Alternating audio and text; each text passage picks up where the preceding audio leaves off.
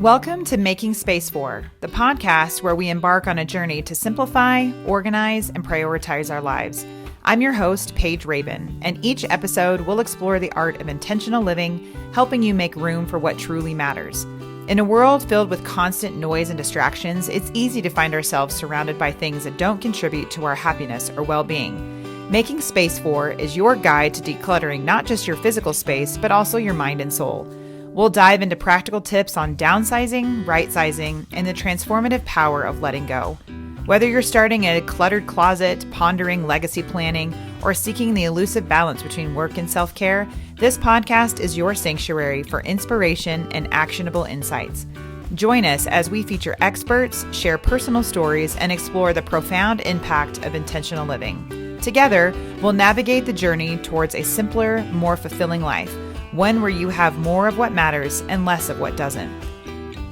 So are you ready to make space for the life you've always wanted? Let's dive in. This is Making Space For. Well, before we dive into today's episode, a quick shout out to our flagship company, A Move Handled with Care.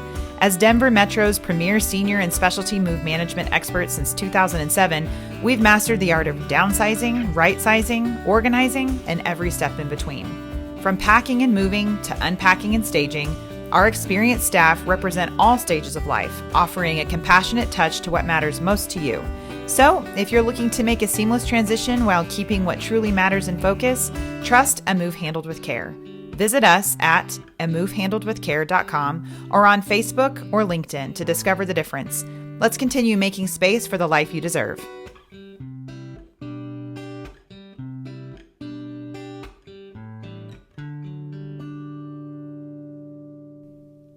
Welcome back to another episode of the Making Space For podcast. I'm your host, Paige Rabon, and today we've got something a little extra special for you. We're taking it back to our very first Facebook Live where my business partner, Cierra, and I hosted a fun, interactive Ask a Move Manager session. In this episode, we're chatting about our most frequently asked questions, everything from tips for downsizing and packing to what it's really like to work with a move manager. It's casual, informative, and full of the kind of stories and advice that only can come from doing this type of work every day.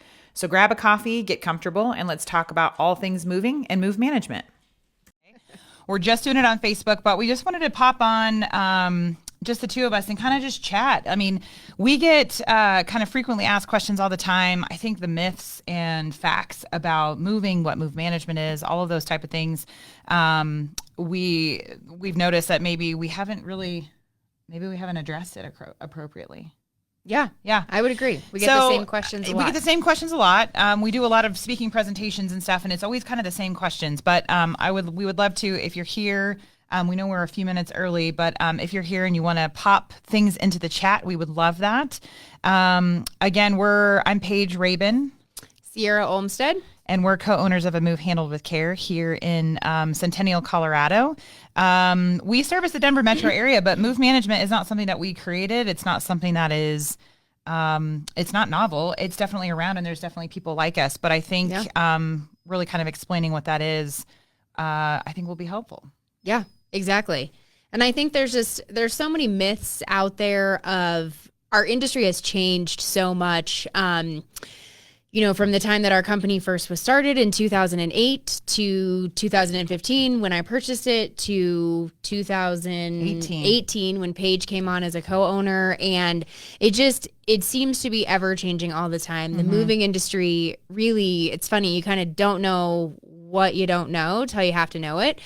And the things that we've learned along the way. And then we're like, oh yeah, we got it. We're professionals. We know what we're doing. And then all of a sudden we're like, whoa, wait. Yeah, that's a little different. That's something that's kind of changed up some stuff. So I think we can use this session to really kind of dive into that and really look at, what are the things that I think first and foremost, what are the things that people misunderstand about move management? Yeah. And how it's different than a moving company. People ask us all the time if we're a moving company, and the short answer is no. We don't have our own trucks. We don't have our own. Now there are move managers out there that do. We've chosen not to go down that route as of yet. Who's to say that would ever change? But as of yet, we've decided not to go down that route. But we are not movers.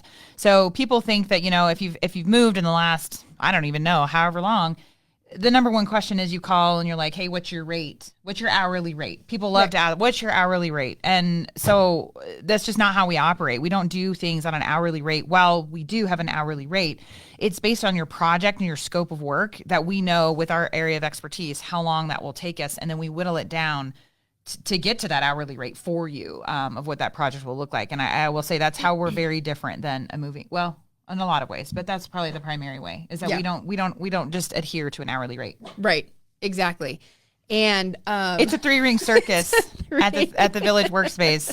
It is also bring your dog to work day. So the dog is barking at the door because we've locked her in here. So Cierra's dog is with us today too. I guess we can maybe start a little bit of introductions of who we are, like how we got into this crazy world in business and. Why don't you go right on ahead? Your dog's giving you the intro.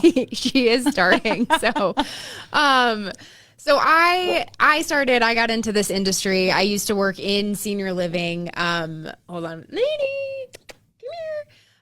So I started working at senior living and I worked for Christian Living Communities in Denver, Colorado, specifically for Claremont Park.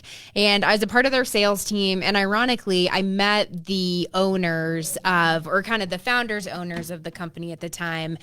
And they were looking to sell. And so I ended up, oh, yep, there we go. There she is. Full on beagle bark. Yep. Circus. Paige is going to kill me.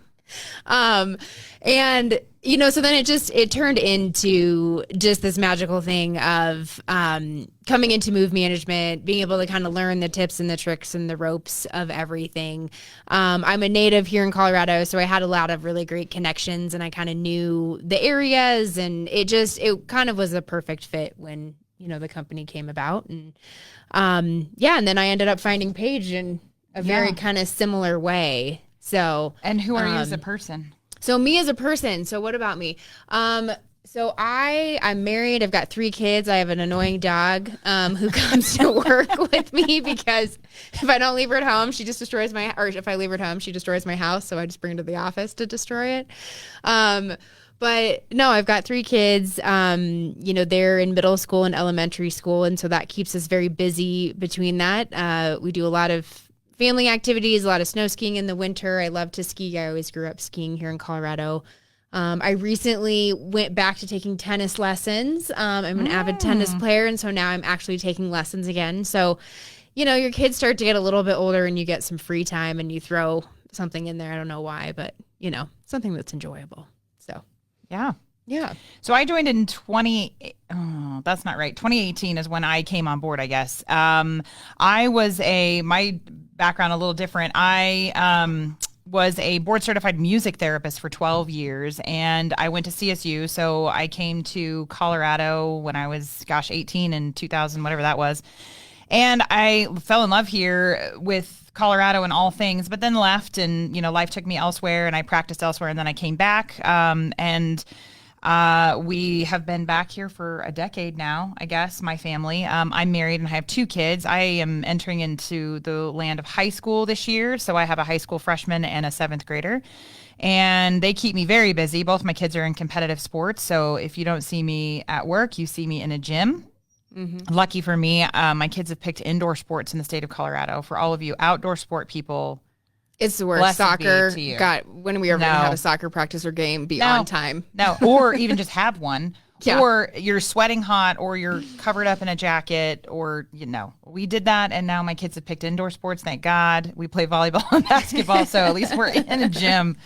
So that's where I spend most of my time. But yeah, I worked with kids with neurologic impairments for most of my career and then kind of transitioned into working with older adults and fell in love with working with older adults. I think it's because I was born in the wrong decade of music. So the 70s was like my favorite decade of music. And so I kind of fell in love with playing the music. And then I fell in love with the populations and Parkinson's and dementia and all the things. And so, that's kind of what led us into is I met a Move Handled with Care through through when I was working at a senior living community. So we both worked in senior living. So I guess maybe that's where we'll start. Frequently asked question. Do you only work with seniors? Right. And this is an interesting question because I think this is where we get stuck a lot because our industry was specifically designed, back, I think their first move management company that came about was like early 2000s. And it was for only seniors. Like it was called Senior Move Management because that's who you worked with. But over time, it's really evolved. And no, we don't. What I always tell people is while seniors are our primary focus in our company, we work with everybody and anybody. And I think too, both of us coming out of senior living, we kind of get put into this category where, we only do senior living. And what does that mean when most people think of it is assisted living and higher levels of care? I was going to say, that's the other thing is they're like, so you move people into assisted living and like skilled nursing and nursing homes. And we're like, no. In fact, would you not say of our seniors, probably 75% of them were actually moving into an independent living style. So that could be a cottage-like home, a patio home, maybe a 2-bedroom. I mean, some of these apartments are not even a downsize. Like some of these apartments we talk about all the time, some of the older properties here in the Denver area have units that are 1,500 square feet. I mean, for those of you who, that's some people's regular household. So that's a lot. We definitely, don't just do that, what people think of assisted living. Well, we do that as well. That's not all that we do. Right. But I will say that's a pretty small majority of our clients that really do, because those assisted living moves, while all of them should use move managers, they're so small that it's easy for the family to do it themselves, or think they can do it themselves, really. But, we're all really past the stage of pizza and beer moving styles where you grab whoever had the pickup truck and you pay someone with pizza and beer. But what's the craziest way you've ever moved? Like personally, or even professionally, I suppose. Like I have the most ridiculous story. I'm sure yours is way more. I will say ours was, I remember, when Scott and I were buying our like adult house, right? Like the house we were going to raise our kids in. We came from this like tiny bungalow, but we were like in transition with my mom. And I remember we hired like a mover, but it was like a friend of a friend kind of situation. And it was just that's how you knew it was going to go south. Oh my gosh. This poor guy, like we had to make like 5 trips back and forth in a U-Haul because the truck wasn't big enough. We had more stuff than we thought. I mean, it's our daily story, but it wasn't. I just remember it being so chaotic, and I was like pregnant. I was like, I hate this. So when my husband and I, Chad and I first got married, we went on our honeymoon. So my husband got a job before we got married. So he basically moved to New Mexico without me, was living on an air mattress in the rental house that we had rented. And I was still living in Arizona. And so I was the only one still living in Arizona. And we got married, and then we went on our honeymoon. But when we got back, we had to be out. So my parents stayed back behind, and I packed everything. Or maybe my mom's going to say that she packed everything, and that might be right. She packed while I was on my honeymoon in the Bahamas, the coldest 6 days they'd had in 6 years. And then we got back, and my parents loaded my in-laws' horse trailer that they had lined with tarps. Oh, well, thank God. Which was a good thing we had lined it with tarps, because if any of you have ever been from Denver no, we were in Phoenix. It doesn't, either way. We had to go through the Raton Pass. Oh. And notoriously through the Raton Pass, it will rain or hail or something. And sure enough, all of that happened because we got married in January. So we were driving through the Raton Pass. We had one small U-Haul, and then we had the horse trailer. Chad was driving that, and his brakes were acting up on his truck. And we went wiggle waggle through, and we made it. And I was like, never again will I ever do that. Like, I've moved in the most ridiculous ways. I've moved 17 times in my lifetime. But I was an Air Force brat. So a lot of it, I got to see that side of it too. But yeah, that's the most ridiculous, and never will do that again. Right. No. And I think you have to have, like, looking back on it, I'm like, we were so green. Yeah. Right? Oh. Like the things that we know now, and even me like hiring a mover, I would have never done it in the way that I would have, because like now what I know, like, how long should a typical move? I mean, we came from, our first little bungalow, 1,200 square feet, to our family home of like 22. So it was double, but like we didn't have 2,200 feet of stuff. Like no, we had 1,200 square feet. And so even then, like what took days to accomplish, I'm like, man, that move we do in one day. Great question. So what is a typical move? That was one of the other questions we get is how long does it take us to move people on average? So how about you answer for seniors and I'll answer for the others. Okay. So I would say, let's go off of kind of size, right? Because typically a 2-bedroom apartment or a 2-bedroom cottage with a den type of situation, even with a basement, you're looking at 2 days. You're looking at a day to pack and maybe load the truck and then a day to move and unpack. It could potentially go into 3 days depending on how much stuff we have and, the complexity of it. But really max 3 days. And then I would say anything under a 2-bedroom, so a 1-bedroom, definitely a studio, you're getting into a 1-day move. I mean, studios, if we do them more in 2 days, then that's more because whatever the circumstances for the family, we need to do it in that amount of time. And people think that 2 days sounds insane. For us, we're like, ooh, I mean, that's a lot. We could probably do it in one. We're like, yeah, but we'll probably stretch it to 2. So what does a typical 2-day process for us look like? Let's say we're moving from your 2,500 square foot home into a 2-bedroom apartment at a senior living. What would that typical schedule look like for us? So for 2 days, one day it's come and pack. We might load a truck that day, so pack and load a truck. And then the next day we deliver and unpack is really, if we don't load the truck on that first day, then it's just straight packing. Second day is loading the truck and going over delivering and unpacking. Yeah. And it does. It feels, I mean, people look at us all the time and go, really? You can do that? And we're like, yeah, no problem. But to that, we also, which we'll get to more talking about move management, but that's the difference and the differentiator is the move management piece, right? So when we're there, we're not just standing around. Like everything's happening in tandem. And I think people don't realize, like when we do that, we're trying to be the most cost effective with their time and their budget. So we are loading or packing while the truck is being loaded. We are packing while the truck is being offloaded. So things are happening at the same time. We don't stand there and wait for the whole truck to be unpacked and then start unpacking. Yep. Now, there are companies that do that. There are people who do that. We do not. So the other thing is that we manage how the truck is loaded. So, for example, the most unpacking that we do is typically a kitchen. So we always like the kitchen to go on the truck last. So it's the first thing off the truck. And so all of that is helping us be more efficient with our time. Yep. So that's why when people are like, how is that possible? Well, because we have figured out the whole system and the whole process, we've kind of broken it down into systems and project tidbits so that we can nail that.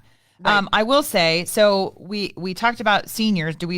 No, we don't just do seniors. We also do traditional residential, which would be from a house to a house, apartment to apartment, apartment to a townhome to condo, whatever that is, we would do traditional residential. So where this could be for busy professionals, busy families, whatever that might look like. And with those moves, depending on the size, again, it all comes down to size and volume. So let's say we're doing a large house. We're doing a 5-bedroom house to a 5-bedroom house. They've got 3 kids, they got a dog, mom and dad work from home, like just kind of setting the stage. That typical move can be 2 or 3 days. And the reason I say 2 or 3 is depending on what services they're looking for. So typically on those days, we would have a full pack day. It would take us a full pack day. We would love to load the truck that day. And then we hold that contents overnight, because what we know about residentials is on average, we know with our systems, it takes about 2 to 3 hours to load a truck.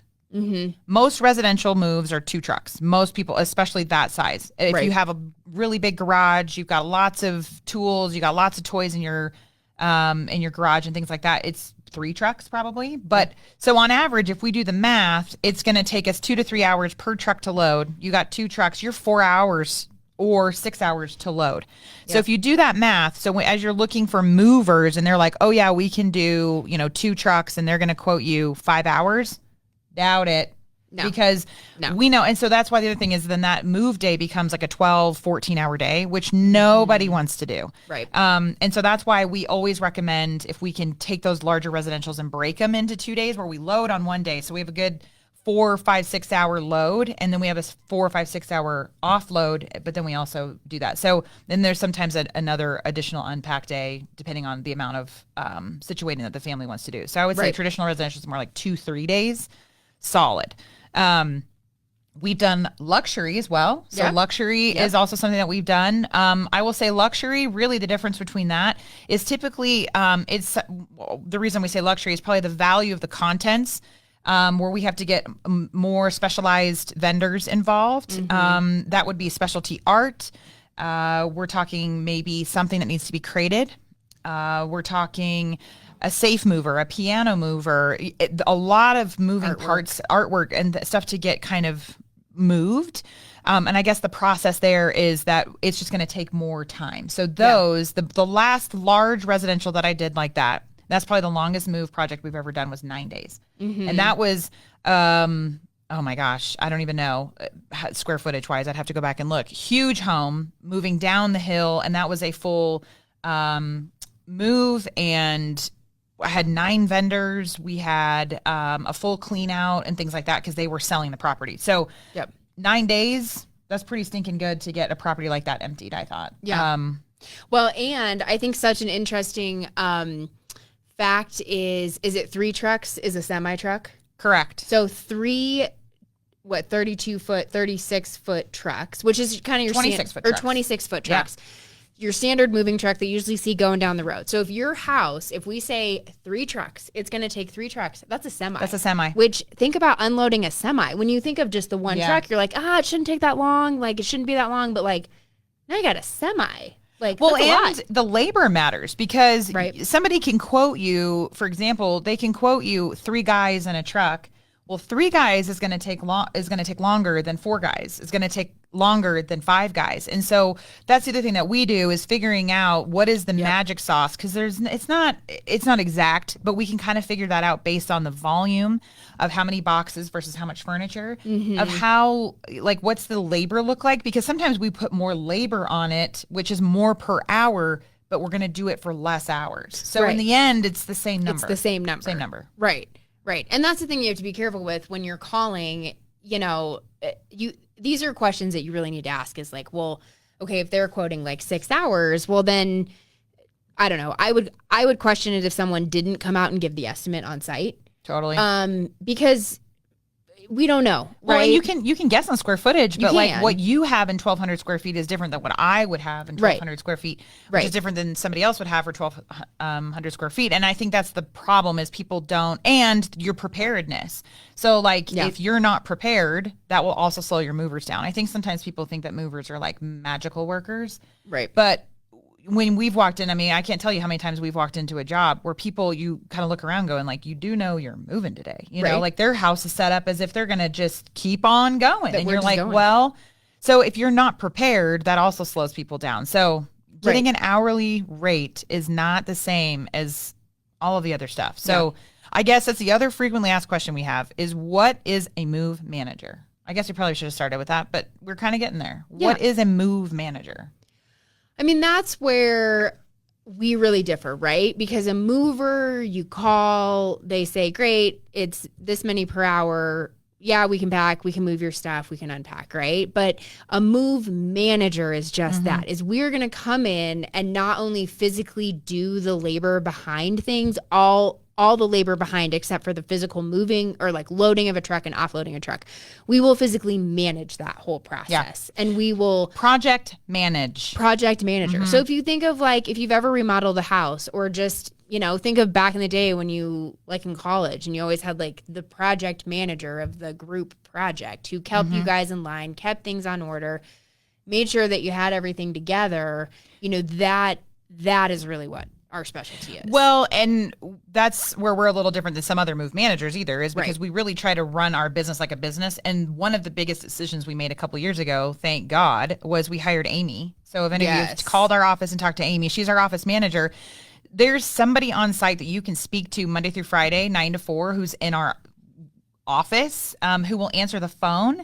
And that's the other difference is like, it's not just, it's on the books, we show up and it is what it is. Like there's this back end conversation and planning that happens. So for senior living, for example, if you hire us to move into XYZ senior living community, we already know all the rules and regulations. That's something that we have to adhere to. So we know where we have to park, where we have to be, how long we can be there, what is the window of arrival, who else may be there that day, where can you throw trash, what hallways can you use, what elevators, do you have it reserved, blah, blah, blah, blah, blah. So we immediately go to task to get that coordinated. So that's just like one piece I think that people don't realize is like, right. It's big because senior living communities should appreciate that about us because we try to make our footprint really small in their community. Yep. And the same thing, if you're moving into a regular apartment complex, can we use the front door? Can we use the side door? Can we prop a door? Will it set off an alarm? Like, what does that look like? And that's our job.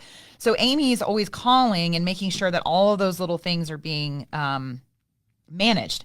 Now, on top of that, there's also the other move management piece that we do, which is helping people with sorting. It's more of that hand holding stuff. It's also like today I was on the phone with an adult daughter who lives out of state, you know, making a plan about, you know, a move that's happening here locally. We're talking furniture list over, we're talking scope of work, we're talking all these different things. And I've got a list of things that I'm going to go to task getting her information about. She doesn't have to go talk to the senior living community living in another state. I'm going to go do all of that for her. She's paying us to do that service. And so I think people also don't realize like we can be an extension for a very stressful time in your life, even if it's traditional residential, of whatever. It might be coordinating vendors. We just were talking about that. Like you got a safe mover and a piano mover and it all has to happen at specific times and it can't all happen at the same time or you can't all get in and out of the building. Right. So that's the other piece that we do. So that move management piece is that exactly. It's that project manager of all the things that are happening for your move. Well, and thinking it's that on top of also like thinking ahead and asking all the questions, right? So like, here's an example, like, okay, you've got a cable guy coming because you want to hook up your TV. Like, so in a traditional move, like if we're not there to be like, okay, hey, I'm going to keep this cable with me. I'm going to keep this TV where I know so that when the cable guy comes, he exactly knows how to find the pieces that he needs to hook it up, even though none of the furniture is in there. Or, you know, hey, like I had a client recently who we're going to move stuff out of storage. They have a bunch of furniture delivery being happened. And so she's like, hey, they want to deliver on the same day. And I was like, hey, no problem. However, we cannot be there in the same time because that's too much. And so like, let's look at this time frame. Can this time frame work better than this time frame? And you know, we figured it out. And it's those little logistical pieces that you're just like, sure, everybody come at once and come on move day. And it's like, no, it's thinking through those processes, and it overloads the person who is in charge, right? So the person who is in charge, whether that's you as the homeowner or it's your mom that you're helping or whatever, it overloads them mentally to have to deal with all of these different things. And it's like, oh, well, I hadn't considered that. Oh, I hadn't considered that. We've done this enough that we've considered it. And if we haven't, we have enough tricks in our belt to be able to pivot when something doesn't go exactly right. I mean, we do not have moves that go 100% smooth every time, but we've done it enough where you can pivot. That's our word of the year, isn't it? And it's just to kind of figure out like, what do we do next? And also, again, we really strive to have those great relationships, especially in senior living, because we want them to trust us and want them to like us so that they want us back in their building. Right. So we're going to do the best for you because we're also impressing the building. Exactly. Yeah. Exactly. Yep. Which I think helps lead into a really good question is, you know, what is the biggest mistake that people make when moving? The biggest mistake that people do when moving, I think, is going on an hourly rate, number one, not doing research on your moving company, number two. And what I mean by that is, do they use laborers? Do they use 1099? And what I mean by 1099 is contract labor that are not covered by insurance, workman's comp. They are basically an independent contractor coming into your home underneath this other, you know, so that type of thing. Do they hire day laborers who are not employees? Do they go through safety trainings? Do they go through all those things to mitigate issues in your house? Number one. Which, by the way, just to that, we have all W-2 employees. So every single employee of ours is an employee. We background check all of our employees. It's very important to us to make sure that we have people that are safe people in your homes, especially because of the populations that we deal with and that we're around valuables. And we have proper insurance for coverage for our employees that do not make our customers at risk. Right. And then I think the other thing is don't just go by hourly rate, because when we've asked a lot of times when people get 2 bids, we always ask our customers, can we review your bid? Because 9 out of 10 times it's not comparing apples to apples, it's comparing apples to oranges. Right. So do they have an hourly rate? Do they have any other fees? Are there supply fees? Is there a fuel charge? Is there a dispatch fee? Is there a materials charge? Like whatever, like do they nickel and dime you after every 15 minutes? Like what does that really look like? Is it warehouse to warehouse? Is it, whatever that might look like? And we will help you navigate what that looks like. And I think the other thing with movers is, I will say word of mouth is great. So maybe on the flip side, word of mouth is great. So if somebody's had a great experience, 9 times out of 10, word of mouth is usually what also helps us, is because when we do a great job, we want people to be raving fans and tell you about it. Right. So don't just pick the first person you Google, maybe do a little more research. Right. I would agree. I think another, obviously we're in this industry. We want everyone to use a move manager. We want everyone to use a mover. And I think honestly, that is a big mistake, is that people don't use movers when they should. Yes. Right. And I would say, like, if we've you're all moving, been there, horse trailer. Right. The horse trailer, like loading up the car 10 times, driving back and forth and back and forth. And, putting stuff in boxes that don't need to be put in boxes. Yes. And it's just overbaked. Right. Yeah. Or like wrapping plastic. The stuff's not going to break in a box if it's plastic. No, Tupperware? You don't need to wrap your Tupperware? No, I don't think you need to wrap Tupperware. Like, I think those Tupperware parties that your mom used to attend, they got that stuff you don't need to do it. Back and forth. But, I think that's the other thing, is people think, oh, I can pack my own boxes, like, no problem. Like, and people can, right? But packing in, like, Amazon boxes, liquor store boxes. Death by little boxes. Death by little boxes. It takes so much time, guys, to put stuff in little tiny boxes because there's no great way to move little tiny boxes. Right. Unless we put them in a big box. Right. And then it just takes up even more space. And so honestly, if you're going to pack yourself, please, please, please spend the money at Home Depot, look on Craigslist, look on Facebook Marketplace. Mover grade boxes. Mover boxes. Amen. Because moving your little Amazon boxes, like... the other misnomer, now that you say that, the appliance does not have to go back in the box. Did you know that? If you buy a printer, you don't need to keep the box. Let me tell you, you can pack and wrap a printer in any box it'll fit in. Yeah. Any box. Because I don't think you can physically get it back in the box once it comes out. I know. Because I don't, whoever can get that in there, please call us, because I need your services. I take the styrofoam out every time, and I use packing paper, and I just call it a day. And no, you don't need to do it. No, and you don't need to keep the box. You don't need to keep all of that stuff. No. Even if you sell it, nobody wants the box. Right. Your cell phone box, nobody wants it. Yeah. Nope. Nope. You resell that, they ask you for not the box. That's exactly.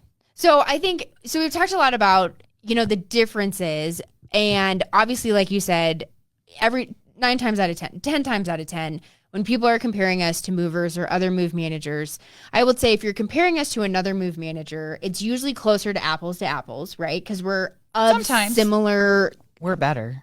We're always better. But I will say we are really good at fast and efficient moves.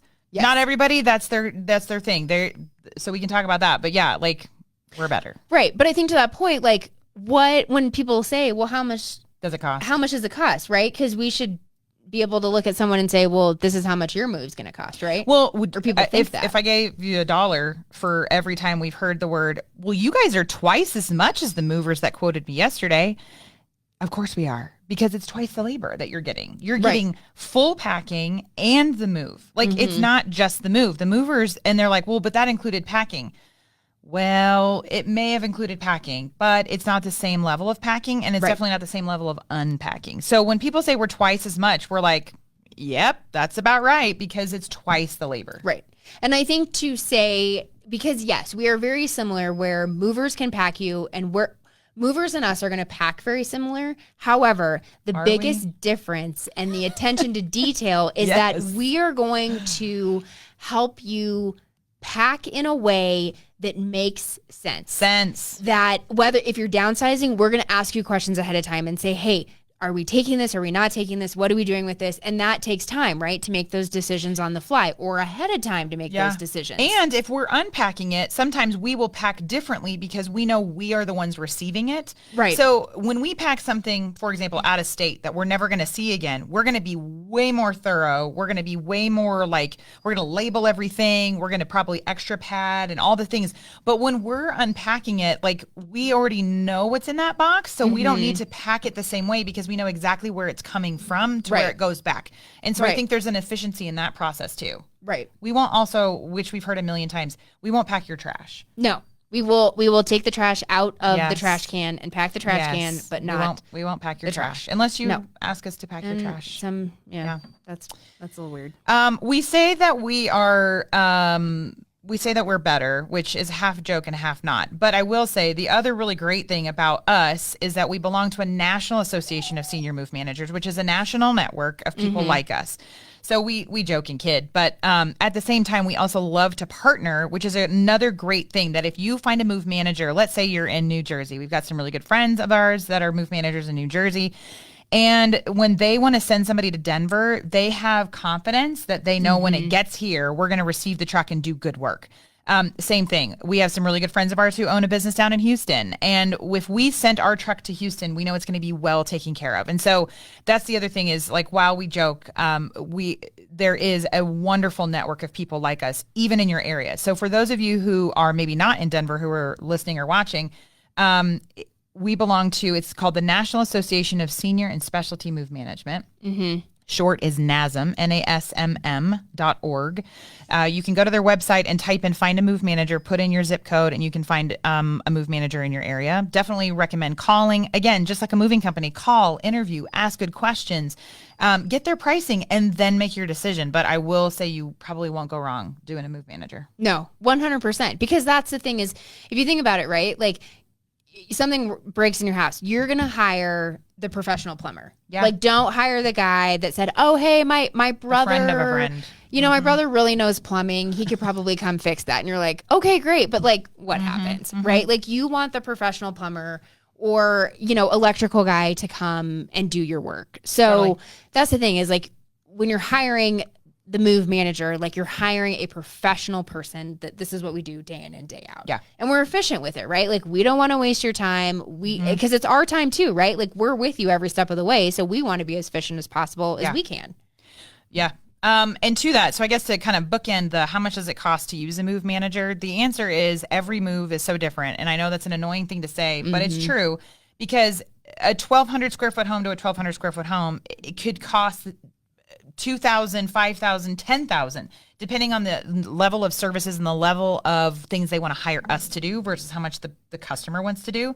It also has to do with volume. We talk about volume a lot. A lot of people think that it's not that many pieces of furniture, but it's a lot of volume. Let's say they're a crafter, they're quilters. Right. They've got a room full of stuff, or they were a CPA and they've kept everyone's tax returns for the last decade. Like there's going to be lots of banker boxes and things. So it really comes down to volume as well. So I think getting an in-person quote is helpful. And then the other thing is that we really pride ourselves on giving a full encompassing quote.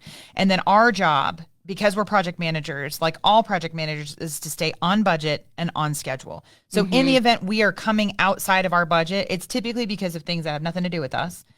Right. But if it does, that is our job to tell you as our customer, hey, like we're approaching this budget. What would you like us to do? Because you get to decide. So if you want us to stop work and you're like, you know what, I can unpack the rest, or hey, you know what, I'm going to hang my own pictures. Absolutely. If you want to save that extra money at the end of the day, or maybe you're just exhausted and done with it, we allow that too. But again, we manage to our budget and our schedule. Yep. Exactly. Which is really where I think that's the other thing is to realize is that when you just call a company and they just give you like a flat price, like 9 times out of 10, our clients that don't use us will say, well, that was too expensive. I'm going with company B or whatever. And then the feedback that we get from clients that we have circled back is they ended up paying what we originally quoted, because we're going to give you the full up cost up front instead of saying, well, I think. Worst case scenario. Like ours is like almost like, yeah, I know. And sometimes we get it wrong, but that is when we can call the audible right then and there, right? You know, like no one's perfect, but that's very rare. Very rare. Very rare. Usually scope changes are the biggest thing that makes us go over. And we're always happy to do more for a customer. And they're usually happy to pay it as long as they know that it's optional. Like, hey, can you drop this dresser at my daughter's house? Sure. Right.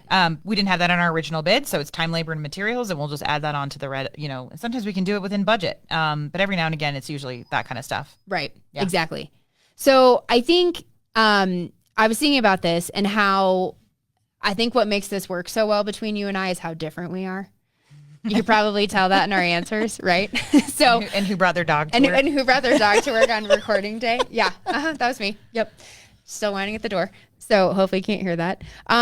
But okay, so if you had to move one thing from a client's house, like it was one thing, what would you take? Like if I'm taking it or things I like to move or what? No, if you could only move one thing from a client's house, like what would it be? If the client was like, I can only take one thing to this apartment, what should I take? I really love to talk about, like, it's funny when you talk about people's non-negotiables. Like, what is something that really means something to them? Case in point, the other day I was walking through, it's a stressful situation. They have to move because of health reasons, very sudden. The adult daughter is obviously just trying to like really just hone it down. And we get to the basement and they don't know my backstory is that I'm, we have a comment. I don't know how you see it, but we'll get there. Thank you for having a comment. It's Melissa. Is it Melissa? Yeah, she said she loves us so far. Hi, Melissa. Hi, Melissa. Thanks for joining. So yeah, we were in there, we go to the basement and he had, did I tell you the story? He had these guitars and I'm a guitarist, I'm a musician. And so I'm like, who's the musician? And the daughter was like, oh, my dad is.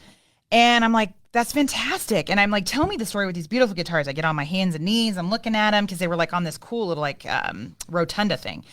And he like all of a sudden starts lighting up, like just can't wait to talk about these guitars. And one of them was 90 years old. Oh, wow. And I said, 90 years old? I'm like, you're not 90 years old. So tell me the story. He said, well, it was my aunt's. And he's like, she had it and she never used it. And so I asked when I was a teenager if I could have it. And I taught myself how to play guitar on that guitar.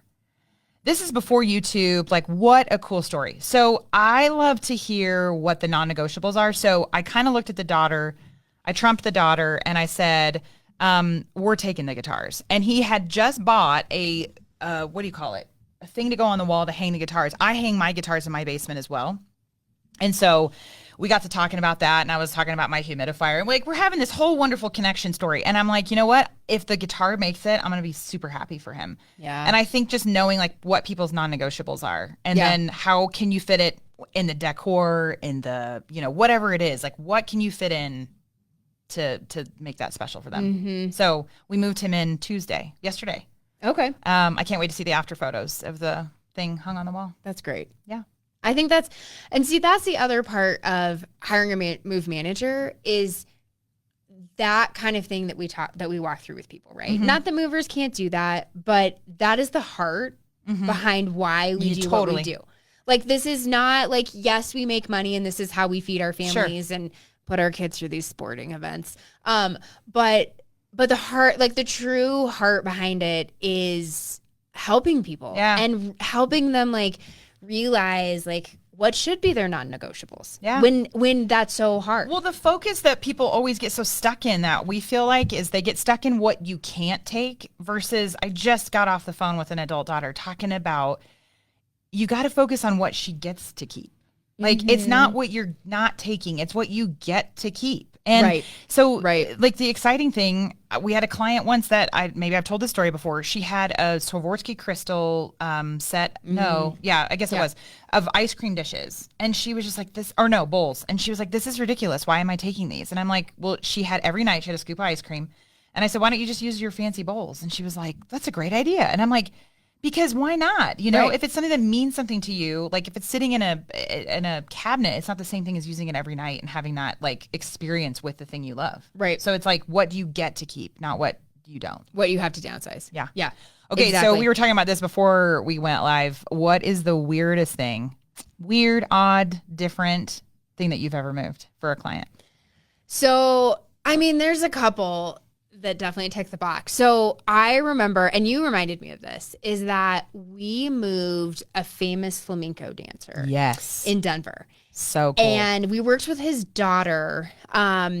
because I can't remember where he was. But anyways, we were working with his daughter to like clean out the house. Well, he had like the most amazing flamenco costumes and like memorabilia. So cool. And so many cool pictures with like all these super famous people. And I just remember like, and his house was super, it was a flamenco studio. Like it was an old bungalow, Denver Wash Park house. And like you walked in and there was like the dance studio, and then there was his office in the back, and then he like had the kitchen, and it was so eclectic. And I remember just sometimes you walk through clients' houses and you're like, what am I looking at? Yeah.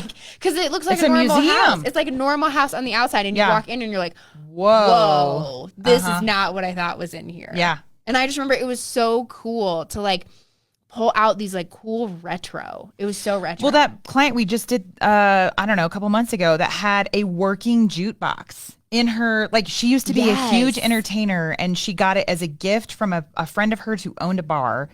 And she had this amazing jukebox and like so on the side of it, she had quarters. You had to actually put a quarter in. Yeah. But she had this whole little dish of quarters and you put it in and it would go. And I was like, this is the coolest thing we've ever moved. Yeah. Like so cool. And she let us listen to music all day, like on her little jukebox. Just put in a quarter and listen to what you want. And it was old, like Whitney Houston. So cool. And yeah, it was super cool. But yes, all of it to say, like focusing on what you get to keep, I think is what we do best. Right. Right. What's your number one tip for a stress-free move? Oh man, hire a move manager. I'm not beyond that. No, I mean, here's the thing is I think it's hilarious because sometimes I walk, like people call us and they're like, oh, I want to move next week. And you're like, okay, no problem for us. Like, no problem. But then you like go do the consultation the next day and you're like, wait, did you realize you were moving in a week? Next week. Mm-hmm. Like, call the moving company ahead of time, even if it is a month ahead of time, 2 months ahead of time, 6 months ahead of time. My God, just call. When you have time, you have options, people. Yes, like call the management company and engage them, even if it is like, I really have no idea what this move is going to look like. I don't know what services I really need. Because that is what is going to, kick your butt into gear if you're going to pack yourself, downsize yourself, and then also just get going. I mean, it's just... Or be realistic with what you're actually going to do. Like, I can't tell you, like, that's the other thing, too, is really be realistic. If you work full time, what do you really have to do to get yourself ready? Or number two, like what is your opportunity cost? Because if you work full time and your day at work, you can make as much or more money than it would cost to move you professionally. Right.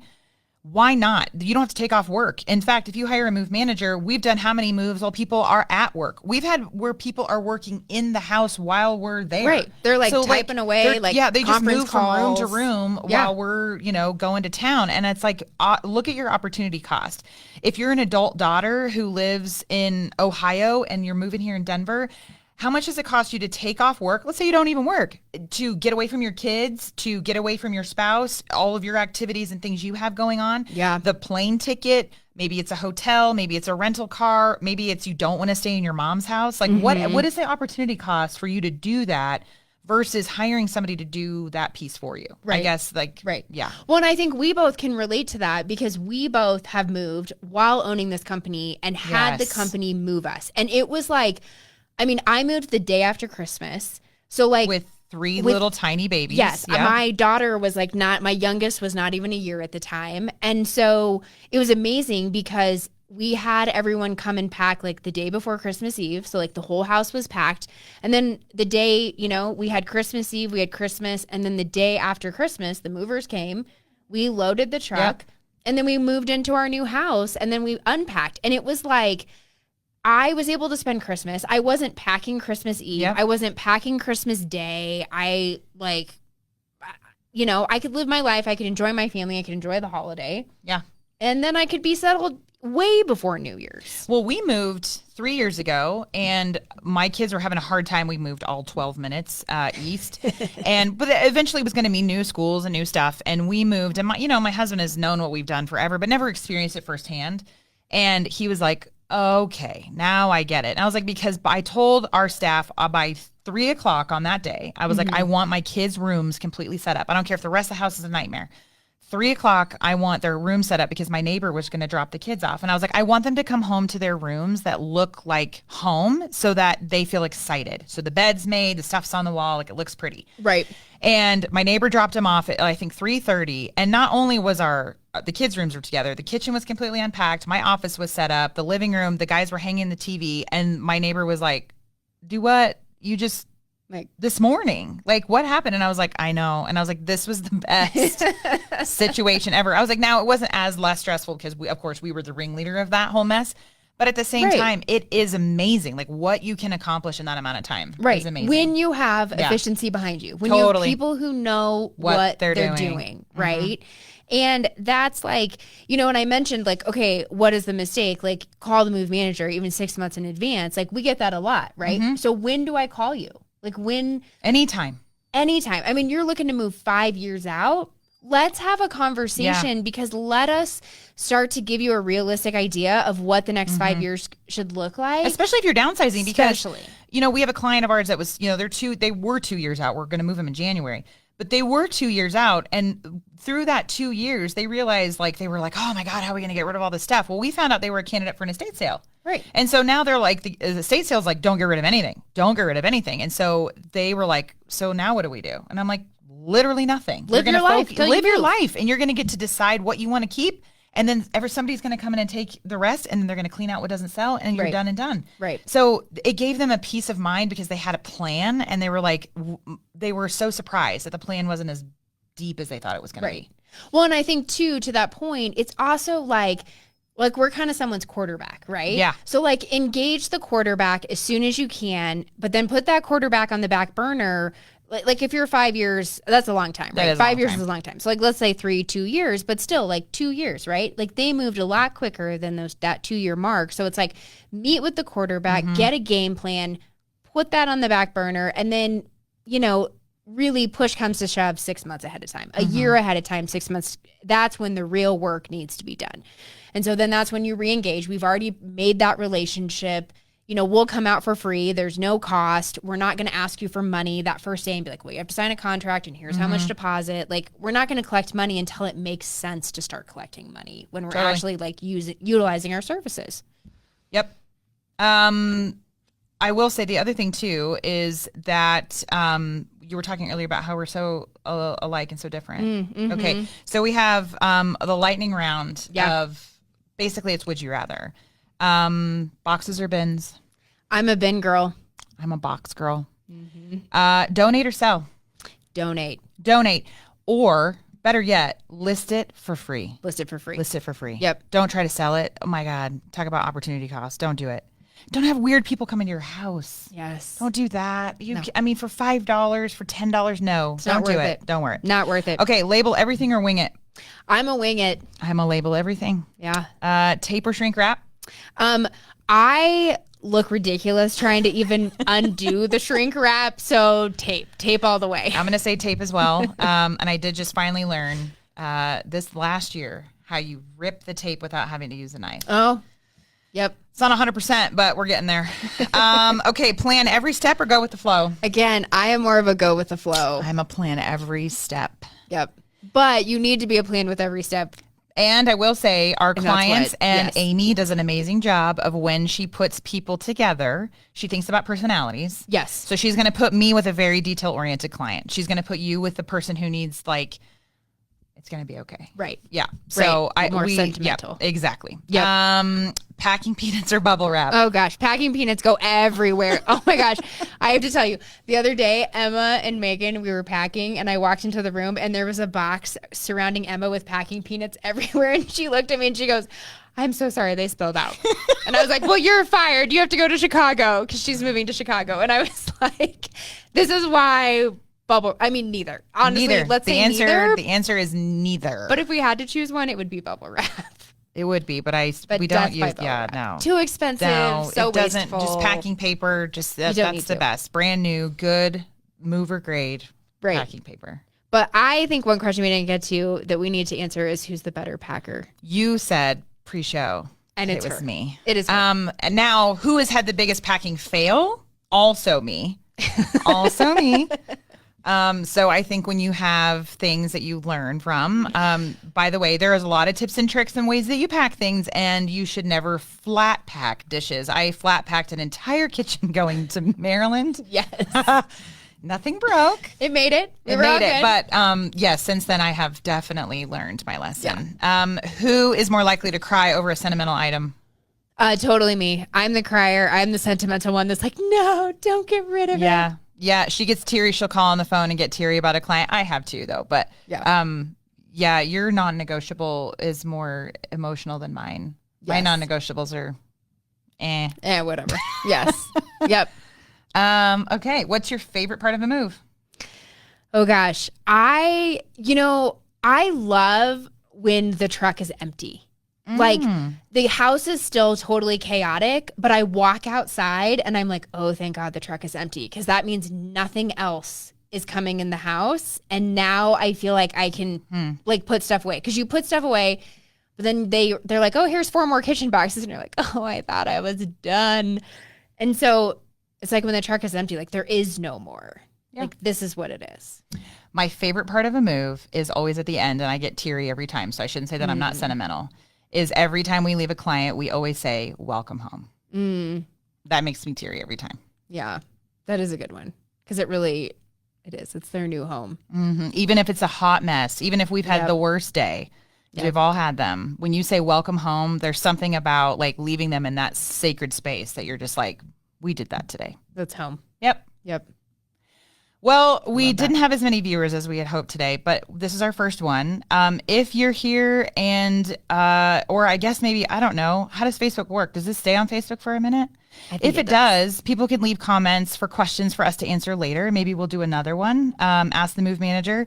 And we will also, for those of you who don't know, we have a podcast. It's called the Making Space for Podcast. We interview all kinds of people on all kinds of topics that have to do with aging and not. It's on Spotify and YouTube. You can find it from our website at amovehandledwithcare.com. Just go to resources and find it there directly, or you can go straight to YouTube or Spotify. We would love for you to listen. So we're also going to repurpose this as our podcast for the month of October. And super exciting. Yes, next month, our friend Matt Paxton, from those of you who have seen the TLC show Hoarders, and also on the Discovery show. She said it does stay on. The Discovery show Treasure. Gosh, why am I saying it wrong? I know, and now I'm drawing a blank. Anyways, it's Filthy Fortunes. Filthy Fortunes. Thank you. I was going with treasures. That wasn't it. But it's like, but is that? It's like a treasure modern hunt. Day treasure hunting. It's like Hoarders meets American Pickers. Yes, it's great. So he is on those 2 shows. He's a really good friend of ours, and we are going to see him at the NASM conference in Dallas in October. So we are going to do a podcast with him, and we will have that for content in November. We're super excited to host him. He also wrote the best-selling book, Keep the Memories, Lose the Stuff. It's a great downsizing book. So we're excited to pick his brain about all things emotional downsizing. Yep. So we're super excited to have that in November. But leave a comment in the chat because we just got told that it does stay on for a little bit. So if it does stay on, please leave us a comment. We would love to connect with you and answer any of your weird questions about moving, move management, and everything beyond. All the things. And if any of you need services in moving, move management, packing, unpacking, organizing, give us a call. So Amy will answer the phone. She will walk you through all of those steps, and she's amazing. I mean, the level of customer service that she provides over the phone, even when I call, I'm like, oh, please just be the customer for service for everything I have to call for. Yes. Thank you guys so much for joining us. Let us know what you want to know, and we can't wait to connect with you soon. Thanks.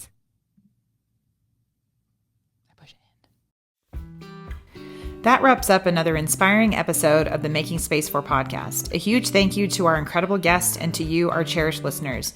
Your journey to intentional living begins with each small step, and we're honored to be a part of it. If you enjoyed what you heard today, please consider liking, subscribing, and rating our podcast on your favorite platform. Before we part ways, a friendly reminder, if you're embarking on a move or seeking expert guidance in downsizing, remember A Move Handled with Care in Denver. With over 15 years of experience in senior and specialty move management, we're here to transform your transition into a seamless, stress-free experience. Visit amovehandledwithcare.com for more information, and let's continue making space for the life you've always wanted. Until next time, stay inspired, stay intentional, and keep making space for what matters most.